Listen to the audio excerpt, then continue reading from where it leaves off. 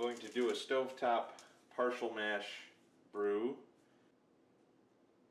I have a pound of Munich, a pound and a half of wheat malt that I've already milled, and then I'm going to use some liquid malt extract here, wheat, and I got a couple gallons of water in the pot. I'm going to mash it with my bag here and my nylon bag. When it gets done mashing, I'll add the rest of the water. I'm going to do a full boil, full volume boil on this, but I won't do that on the stove. I'm going to do that on a separate burner. I don't think this stove will boil 5 gallons of water, but it might. I've never tried. But and this will also be a open ferment, so we're going to leave this open for a couple of days, and I'll show you how that goes.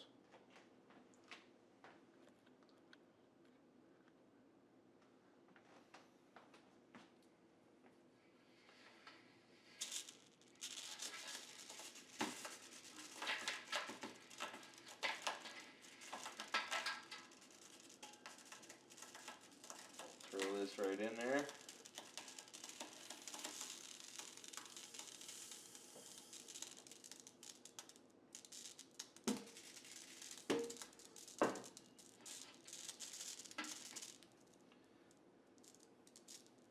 Tie a knot in it.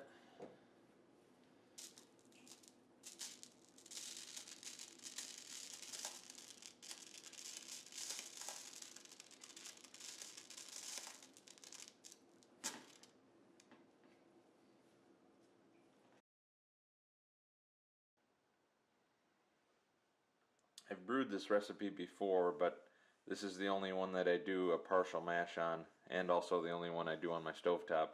Everything else I do on my brewing stand. But as you can see, I have my thermometer in here, and we're at about 151. So I like to give it a stir every now and then, being careful not to bust open the bag. Then you'd have grain all over the place. That wouldn't be good. But I'm going to mash for an hour just like I normally do. However, this could be considered steeping more than mashing, but these grains do need to be mashed, so I mean it's the same temperature, it's kind of the same thing.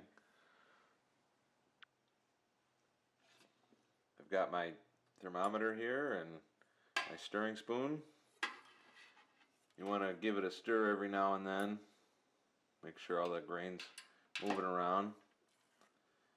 You don't want to leave this alone, you know, for too long, because, you know, especially if you got the stove on, you might overshoot your temperature or undershoot your temperature or something. So, you know, every 5 minutes or so I come back and check on it and adjust the temperature accordingly. And I'm starting to heat up some sparge water back here. I'm going to bring that up. I'm going to bring a gallon of that up to about 160 or so.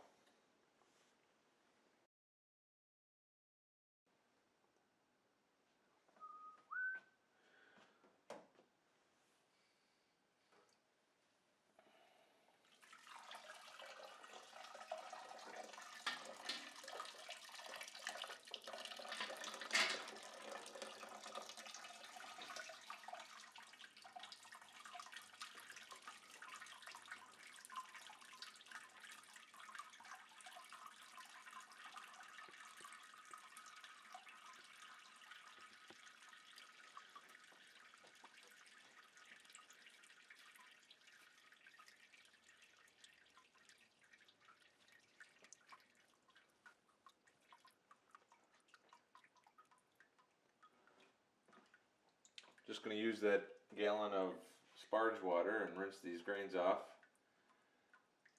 And this is how I do that on the stove. Just nice and easy.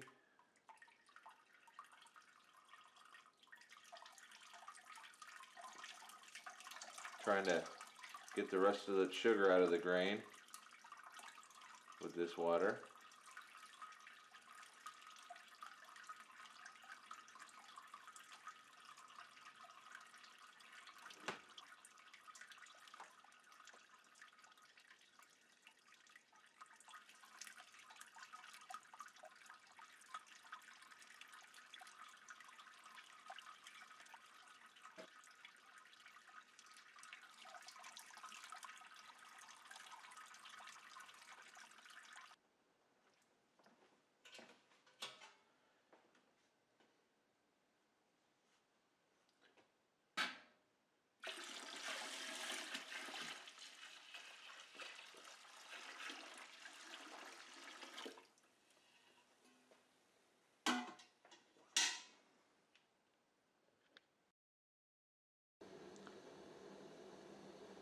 Okay, we're just coming up to a boil. I put the first can of liquid malt extract in, and I'm throwing in the hops now. Half ounce of Palisade, and we'll start the clock.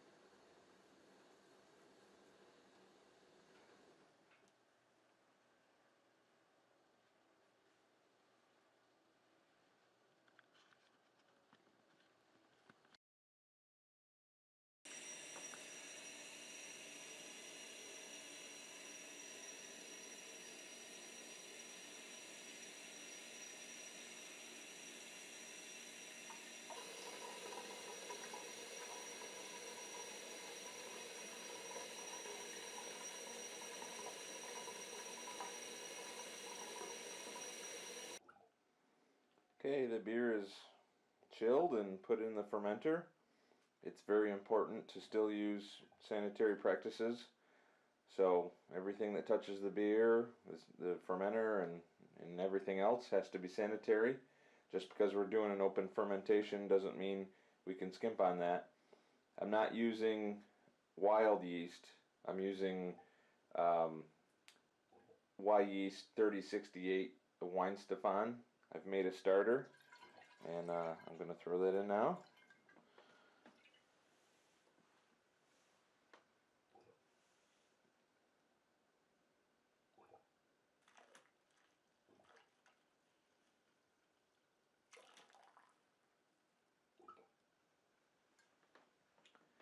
I'm doing this in a spare bedroom I have.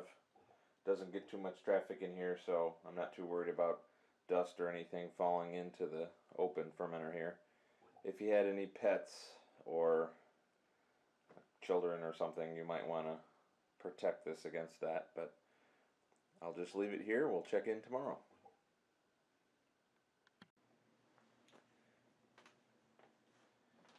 This is the first day, day one. You can see the Krausen. There's gas bubbling up through it. There's some brown bits on there from the boiling process, probably hop resins and some other unwanted stuff. So we're going to skim off all of this and let it be for another couple of days. We'll let it sit for another couple of days, and then I'll rouse the yeast up from the bottom. I'm using a sanitized spoon, sanitized bowl.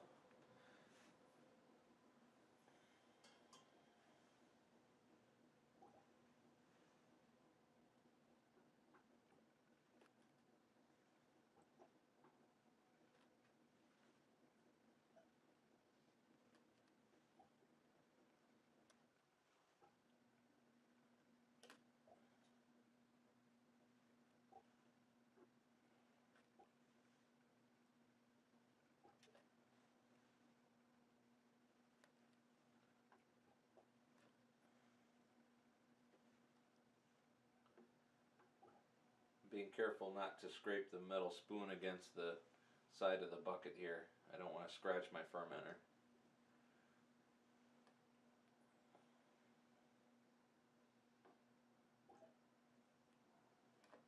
I'm going to call that about good. Now I'm going to give it a quick stir just to kind of get the yeast up and active again. I'm not going to go all the way to the bottom with the spoon. Just going to give it some forceful kicks.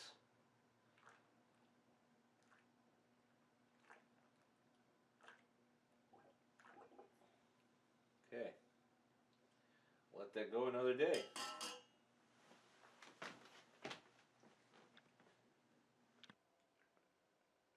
This is day two. The Krausen seems to be a little less active. It's a little more steady, but all we're going to do today is just stir up the yeast a little bit more and and let it go for one more day.